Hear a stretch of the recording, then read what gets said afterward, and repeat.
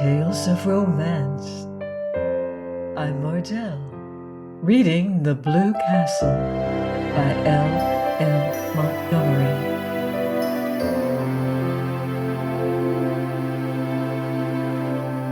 Chapter 37. Dr. Trent looked at her blankly and fumbled among his recollections. "Oh, Mrs. Snaith," said Valancy quietly. "I was Miss Valancy Stirling when I came to you last May. Over a year ago, I wanted to consult you about my heart." Dr. Trent's face cleared. "Oh, of course. I remember now. I'm really not to blame for not knowing you. You've changed splendidly. And married. Well, well, it is agreed with you. You don't look much like an invalid now, hey? I remember the day I was badly upset. Hearing about poor Ned bowled me over. But Ned's as good as new, and you too, evidently. I told you so, you know. Told you there was nothing to worry over." Valancy looked at him. "You told me in your letter," she said slowly, with a curious feeling that someone else was talking through her lips, "that I had angina pectoris in the last stages, complicated with an aneurysm, that I might die any minute, that I could not live longer than a year." Dr. Trent stared at her. "Impossible," he said blankly. "I couldn't have told you that." Valancy took his letter from her bag and handed it to him. "Miss Valancy Stirling," he read. Yes. Oh, of course I wrote you on the train that night, but I told you there was nothing serious." "Read your letter," insisted Valancy. Dr. Trent took it out, unfolded it, glanced over it. A dismayed look came into his face. He jumped to his feet and strode agitatedly about the room. "Good heavens! This is the letter I meant for old Miss Jane Stirling from Port Lawrence.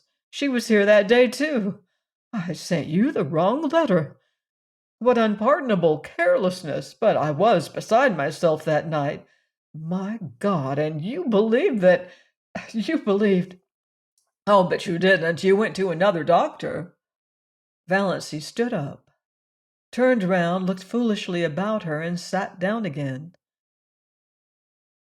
"I believed it," she said faintly. "I didn't go to any other doctor. It would take too long to explain. But I believed I was going to die soon." Dr. Trent halted before her. "I can never forgive myself. What a year you must have had. But you don't look... I can't understand." "Never mind," said Valancy dully. "And so there's nothing the matter with my heart?" "Well, nothing serious. You had what is called pseudo-angina. It's never fatal, and it passes away completely with proper treatment, or sometimes with a shock of joy. Have you been troubled much with it?" "Not at all. Since March," answered Valancy. She remembered the marvelous feeling of recreation she had had when she saw Barney coming home safe after the storm. Had that shock of joy cured her? Then likely you're all right. I told you what to do in the letter you should have got, and of course I did suppose you'd go to another doctor. Child, why didn't you?" "I didn't want anybody to know." "Idiot," said Dr. Trent bluntly. "I can't understand such folly. And poor old Miss Stirling, she must have got your letter, telling her there was nothing serious the matter. Well, it couldn't have made any difference. Her case was hopeless. Nothing that she could have done or left undone would have made any difference. I was surprised she lived as long as she did, 2 months. She was here that day, not long before you. I hated to tell her the truth. How you think I'm a blunt old curmudgeon. And my letters are blunt enough. I can't soften things. But I'm a sniveling coward when it comes to telling a woman face to face that she's got to die soon. I told her I'd look up some features of the case I wasn't quite sure of and let her know the next day. But you got her letter. Now look here. Dear Miss Sterling. Yes, I noticed that, but I thought it a mistake.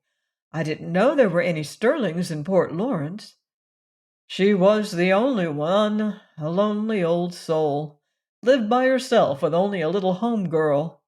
She died 2 months after she was here, died in her sleep.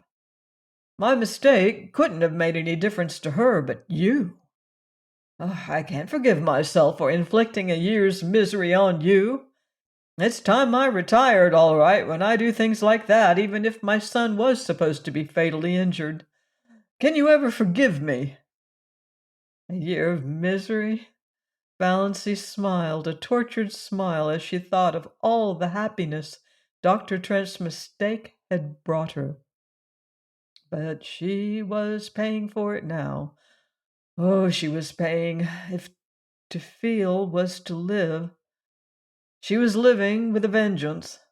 She let Dr. Trent examine her and answered all his questions. When he told her she was fit as a fiddle and would probably live to be 100, she got up and went away silently. She knew that there were a great many horrible things outside waiting to be thought over. Dr. Trent thought she was odd. Why, anybody would have thought from her hopeless eyes and woebegone face that he had given her a sentence of death instead of life. Snaith? Snaith? Now, who the devil had she married? He'd never heard of Snaiths in Deerwood. And she had been such a sallow, faded little old maid. Gad, but marriage had made a difference in her, anyhow, whoever Snaith was. Snaith. Dr. Trent remembered. That rapscallion up back had Valancy Sterling married him? And her clan had let her? Well, probably that solved the mystery. She had married in haste and repented at leisure, and that was why she wasn't overjoyed at learning she was a good insurance prospect after all. Married to God knew whom, or what. Jailbird, defaulter, fugitive from justice? It must be pretty bad if she had looked to death as a release. Poor girl. But why were women such fools? Dr. Trent dismissed Valancy from his mind, though to the day of his death he was ashamed of putting those letters into the wrong envelopes. Please join me next time for another romantic chapter of The Blue Castle by L.M. Montgomery, here on Love's Tender Flame. Until then, love deeply and live beautifully.